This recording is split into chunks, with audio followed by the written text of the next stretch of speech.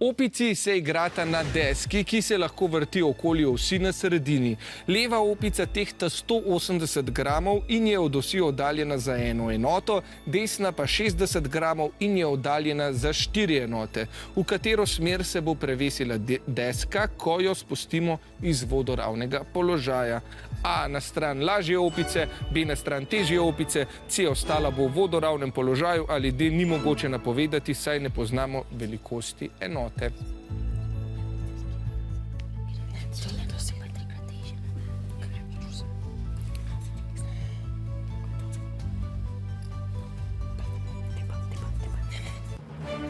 Spet različna odgovora B in C. Kdo pa ima prav zdaj? Jasna in njeni hišni oziroma studijski ljubljenčki, izvolite.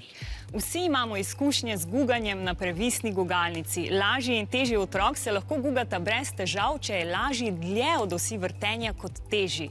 Tukaj sem to ravnovesje ponazorila z opicami. Da sem ga dosegla, sem 3-krat lažjo opico oddaljila za 3 enote, težjo opico pa samo za 1. Zdaj, vi ste pa odgovarjali na vprašanje, kaj se zgodi, ko je lažja opica oddaljena za 4 enote. In to bom tudi zdaj naredila.